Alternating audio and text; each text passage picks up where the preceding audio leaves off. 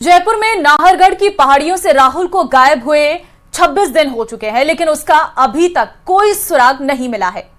पहाड़ियों में पैदल सर्च से लेकर हेलीकॉप्टर से भी सर्च हो चुका है। स्पेशल रेस्क्यू टीम 100 फीट गहरी खाई में उतरकर तलाश कर चुकी है, लेकिन राहुल कहां है ये अब तक पता नहीं चला है। पुलिस राहुल की तलाश के लिए जयपुर पुलिस 20 से ज्यादा एंगल पर जांच भी कर चुकी है। इसमें भी कोई सुराग हाथ नहीं लगा तो कई बार सीन को रिक्रिएट भी किया गया, लेकिन राहुल के गायब होने की मिस्ट्री अब तक नहीं सुलझ पाई है। जयपुर के नाहरगढ़ में चरण मंदिर घूमने गए दो भाइयों में से एक राहुल पाराशर का 26 दिन बाद भी कोई पता नहीं लग पाया है। लगातार 20 दिन तक सर्च ऑपरेशन चलाने वाली पुलिस के हाथ मामले को लेकर कोई भी सुराग नहीं लगा है। जयपुर के एडिशनल कमिश्नर प्रथम कुंवर राष्ट्रदीप ने बताया है कि फिलहाल पुलिस को इस मामले में कुछ इनपुट मिले तो है, मगर राहुल कहां है इसका पता कर रहे हैं। वहीं मामले में बीते शुक्रवार को हाईकोर्ट में सुनवाई के दौरान पुलिस ने प्रोग्रेस रिपोर्ट पेश कर कहा था कि हम राहुल को खोजने में बेस्ट एफर्ट्स यानी कि पूरी कोशिश कर रहे हैं, हर तरीके से सर्च अभियान चला रखा है। वहीं राहुल के पिता की ओर से कोर्ट में कहा गया है कि हमें शक है कि राहुल के छोटे भाई आशीष की तरह ही उसकी हत्या कर दी गई है या फिर उसे किसी ने कैद कर रखा है।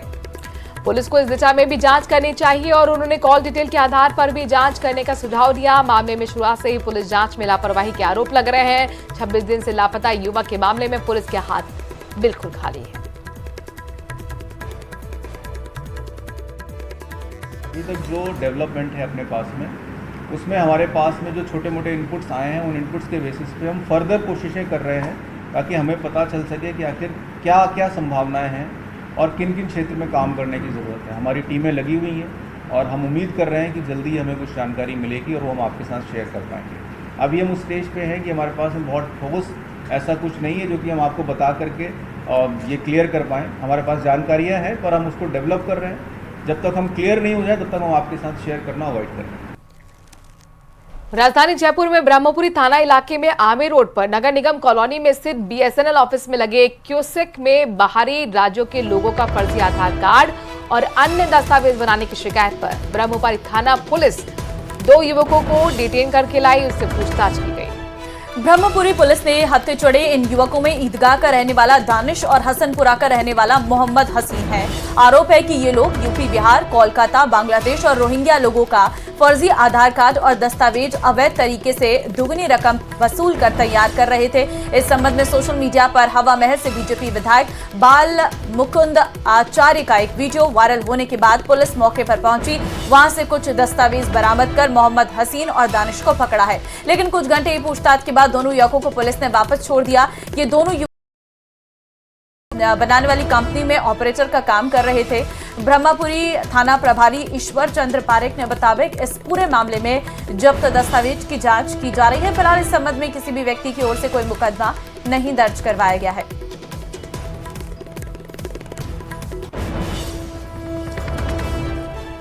धंधा कर रखा है इस आदमी ने यहाँ पर, कई और भी है। ये कितने और बैग में रखता है अपने साथ, गिरफ्तार करो।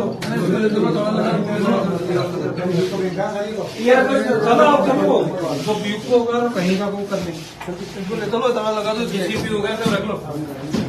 और यहाँ पे इनके परमिशन है या नहीं है, ये सिर्फ आधार कार्ड का धंधा कर रखा है। तो ये वो वीडियो है जो सोशल मीडिया पर विधायक बाल मुकुंद आचार्य ने पोस्ट की थी, जिसके बाद आज पुलिस हरकत में आई। 2 लोगों को पकड़ा गया और उन दोनों से पूछताछ की गई। दरअसल फर्जी तरीके से यहाँ पर आधार कार्ड बनवाए जाते थे। जो व्यक्ति राजस्थान के हैं भी नहीं, उनके भी आधार कार्ड यहाँ बन रहे थे। कोटा के ग्रीनफील्ड एयरपोर्ट की जमीन की जद में आई बूंदी के शासक राव सूरजमल हाड़ा की छतरी ध्वस्त करने का मामला तूल पकड़ता जा रहा है। कोटा विकास प्राधिकरण की इस कार्रवाई का बीजेपी नेताओं ने भी विरोध किया है, उनमें भी नाराजगी देखने को मिल रही है। बीजेपी नेताओं ने मुख्यमंत्री के नाम जिला कलेक्टर को सौंपा है ज्ञापन। राजपूत समाज ने जहां 8 अक्टूबर तक छतरी का निर्माण न होने पर खुद छतरी निर्माण करने की चेतावनी दी है। ऐसे में राजपूत समाज द्वारा जैसलमेर जिला कलेक्टर को ज्ञापन सौंपकर कार्रवाई की मांग की गई। दोषियों के खिलाफ कठोर कार्रवाई की मांग की गई है।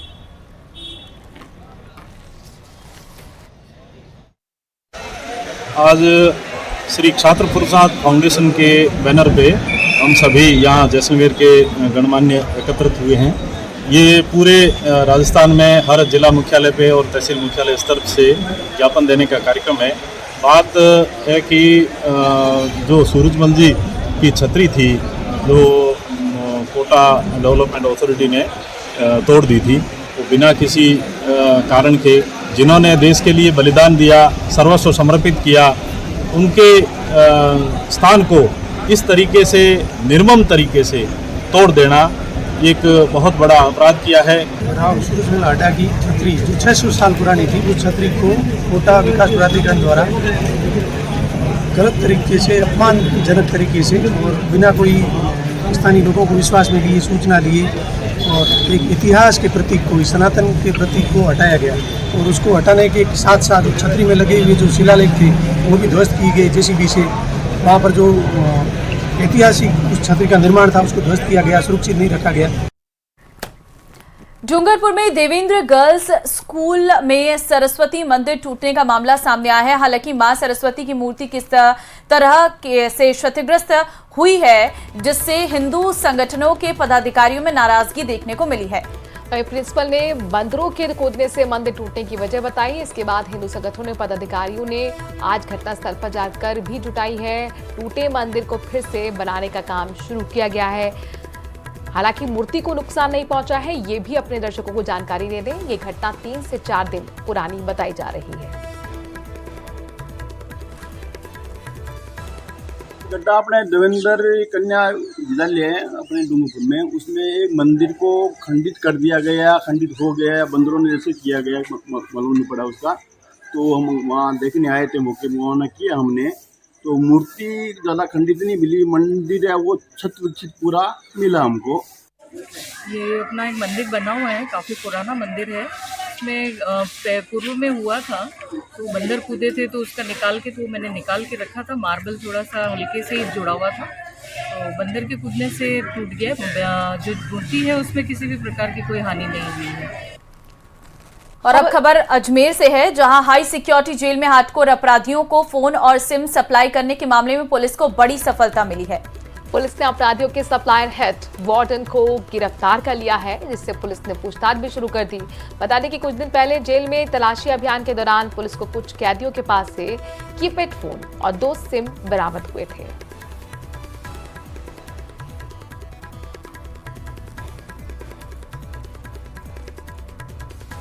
सत्ताईस जून 2024 को हाई सिक्योरिटी जेल में एक कीपैड मोबाइल और सिम बरामद हुए थे, जिस पर 42 कारागृह अधिनियम में जेल सुपरिटेंडेंट द्वारा एक मुकदमा सिविल लाइंस थाने में दर्ज करवाया गया, जो है 241/24, जिसकी जांच श्रीमान आईजी साहब के निर्देशानुसार मुझे सौंपी गई।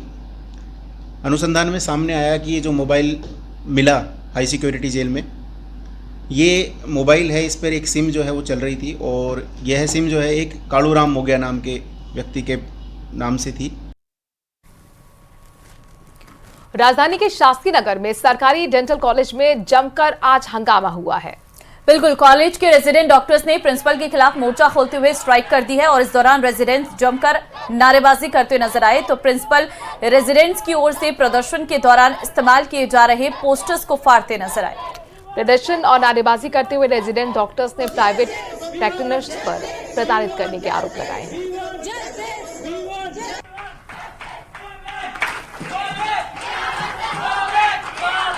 हमारा आरोप ये है कि करीब 1 साल से ये मैटर चल रहा है। डॉक्टर नेहा बंसल, जो उनका क्लिनिक कॉलेज के सामने ही है, डीएमवी स्वीट्स के ऊपर, वो एक प्राइवेट प्रैक्टिशनर है। वो हमारे प्रिंसिपल सर के साथ मिलके यहाँ पे पेशेंट पे सर्जरी कर रही हैं, बिना किसी ऑर्डर के, बिना किसी डिग्री के।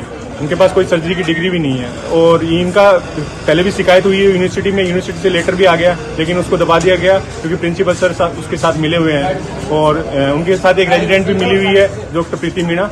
वो सब मिलके यहाँ पे रेजिडेंट को टॉर्चर कर रहे हैं, उनको फेल करने की धमकी देके उनसे अवैध काम करवाए जा रहे हैं। और अब खबर जयपुर ग्रामीण के ताला कस्बे से है, जहां 2 खादिम परिवारों में ओसरे को लेकर विवाद हो गया। इसके बाद एहतियातन तौर पर आसपास के इलाके में भारी पुलिस जाब्ता तैनात करना पड़ा। बताया जा रहा है कि ताला दरगाह में खादिम परिवार 7-7 दिन के ओसरे से खिदमत का काम करते हैं। इसी को लेकर परिवार में कई दिनों से विवाद चल रहा है।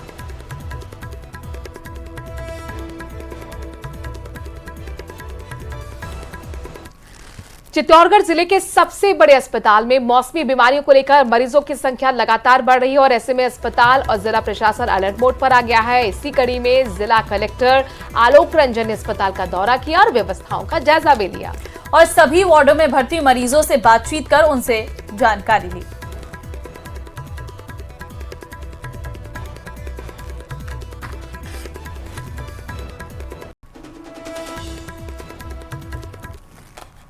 और अब खबर अजमेर से, जहां रेल में मंडल के सुभाष नगर फाटक के पास न ट्रैक पर संदिग्ध वस्तु के पड़े होने की सूचना से हड़कंप मच गया। संदिग्ध वस्तु दिखने पर लोको पायलट ने ट्रेन को पहले ही रोक दिया और इस मामले की तुरंत जानकारी आरपीएफ और रेलवे प्रबंधन को दी गई। मौके पर पहुंची आरपीएफ ने संदिग्ध वस्तु को देखा तो वो गत्ते का खाली कार्टन मिला। इसके बाद सभी ने राहत की सांस ली। वहीं ये पता नहीं चला है कि कार्टन किसी ट्रेन से गिरा या फिर शरारती तत्व ने रखा। बुधवार को रात में अहमदाबाद की ओर से जा रही एक पैसेंजर ट्रेन के सहायक लोको पायलट ने ट्रैक के बीच में कोई एक संदिग्ध वस्तु पड़ी हुई देखी, आशंका हुई, जिसके बाद तुरंत ट्रेन रुकवाकर रेलवे स्टाफ को इस बारे में जानकारी दी गई।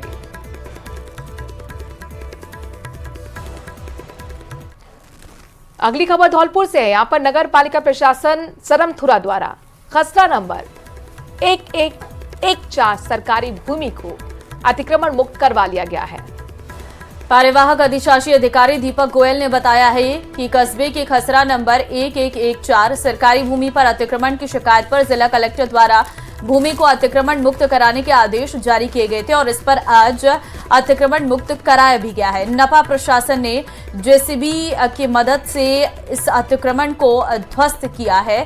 इसमें एक कमरा बनाया हुआ था और कुछ निर्माण में प्रयुक्त होने के पत्थर और अन्य सामान पड़ा हुआ था, जिसे जेसीबी की मदद से ध्वस्त किया गया।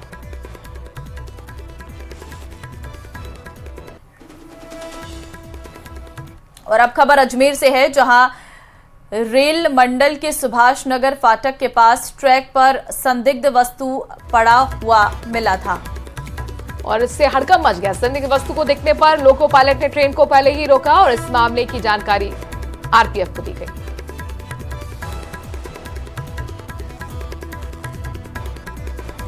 जोधपुर का रुख करते हैं। जोधपुर दौरे के दौरान एक देश एक चुनाव के मुद्दे पर कानून मंत्री जोगाराम पटेल ने अपनी प्रतिक्रिया दी है। उन्होंने केंद्र सरकार के इस फैसले को वाजिब करार दिया है। जोगाराम पटेल की माने तो बार बार चुनाव होने से आर्थिक नुकसान के साथ साथ वक्त भी खराब होता है। उन्होंने पुराने समय का उदाहरण देते हुए कहा है कि पहले भी एक देश में एक साथ चुनाव होते थे। उन्होंने प्रदेश सरकार का जिक्र करते हुए कहा कि भजनलाल सरकार का भी संकल्प है कि वो प्रदेश में सभी चुनावों के एक साथ कराएगी और इस बाबत सरकार अलग अलग कानूनी पहलुओं पर विचार कर रही है। देखिए, एक प्रदेश एक चुनाव, एक देश एक चुनाव का चर्चा वाजिब भी है और यशस्वी प्रधानमंत्री जी का ये संकल्प है कि हमारे देश में बार बार चुनाव होने से न केवल आर्थिक नुकसान होता है बल्कि समय का अपव्यय भी होता है। प्रशासन पूरा तंत्र अनेक दिनों तक काम से विमुख और दूसरी तरफ चला जाता है। ऐसी स्थिति में विभिन्न परिस्थितियों को ध्यान में रखते हुए और पूर्व में हमारे पूरे हिंदुस्तान में एक साथ ही चुनाव होते थे, उन सबको ध्यान में रखते हुए अनेक बार की रिपोर्ट है और अभी अंतिम बार पूर्व राष्ट्रपति आदरणीय रामदास जी की रिपोर्ट को मद्देनजर रखते हुए केंद्र सरकार ने निर्णय लिया है कि हम भविष्य में एक देश एक चुनाव के सिद्धांत पर चलकर सभी असेंबली और पार्लियामेंट का एक चुनाव कराएंगे और उसके निश्चित अवधि के उपरांत देश की सभी नगर निकायों के चुनाव कराएंगे। तो वहीं करौली में 68वीं राज्य स्तरीय छात्रा हैंडबॉल प्रतियोगिता का मंत्री जवाहर सिंह बेटम ने उद्घाटन किया है। इस दौरान शिक्षा विभाग के अधिकारी और जनप्रतिनिधि भी मौजूद रहे। हैंडबॉल प्रतियोगिता में प्रदेश के करीब 216 खिलाड़ी भाग ले रहे हैं। इस मौके पर मंत्री जवाहर सिंह ने खिलाड़ियों को खेल मैदान में कड़ी मेहनत कर जीत हासिल करने और हार के निराश नहीं होने का संदेश भी दिया है। कहा कि बच्चों के शारीरिक और मानसिक विकास के साथ पढ़ाई के साथ साथ खेलकूद भी बहुत जरूरी है। बेहतरीन प्रदर्शन कर अच्छा मुकाम हासिल कर रहे हैं उन छात्रों को पुरस्कृत भी किया गया।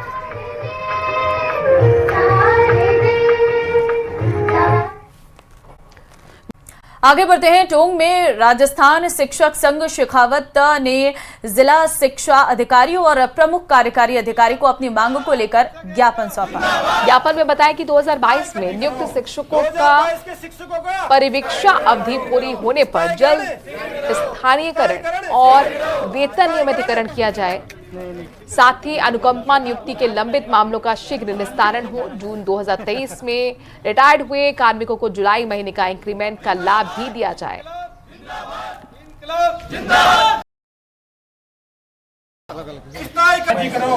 ये 2022, 21 और 20 के जो अध्यापक लगे हुए हैं और इनको स्थायीकरण की मांग है। सरकार और जिला शिक्षा अधिकारी के द्वारा अपनी हठधर्मिता की वजह से इनका बिना वजह जो है स्थायीकरण और वेतन नियमितीकरण नहीं किया जा रहा है। इस मांग को लेकर आज ये सारे जो है ज्ञापन के तौर पर यहाँ इकट्ठे हुए हैं और इनकी मांग है कि 20 जिलों में, राजस्थान के 20 जिलों में स्थायीकरण के आदेश हो चुके हैं, लेकिन टोंक डीओ की हठधर्मिता की वजह से आज इनका एक भी आदेश और नहीं इनका स्थायीकरण का, और डीएससी में सारी इनकी जो कंप्लीट है, इनका वेरिफिकेशन वगैरह इनकी जांच कंप्लीट है, फिर भी जो है डीओ की हठधर्मिता की वजह से जो है इनका स्थायीकरण नहीं किया जा रहा है। 2 साल 4 महीने हो गए पूरे, उसके बाद में भी स्थायीकरण आदेश जारी नहीं किया गया। इसके कारण हमें बहुत सारी मुश्किलों से गुजरना पड़ रहा है। हम चाहते हैं कि सबके साथ समानता का भाव हो, वहाँ काम करें, स्कूल में तो भी वेतन भी समान रूप से उपलब्ध आए तो हम भी वहाँ पर अच्छा महसूस करें। तो वहीं टोंक में स्थानीय अधिकारी और जनप्रतिनिधि मुख्यमंत्री की मंशा पर पानी फेर रहे। यहां घुमंतु समाज के अधिकारियों की अनदेखी का आरोप लग रहा। पोपा बस्ती, डाइट रोड और भरनी के महमूदगंज के लोग कलेक्ट्रेट पहुंचे। मुख्यमंत्री की घोषणा के मुताबिक मकानों के पट्टे दिलाने की कलेक्टर से गुहार लगाई।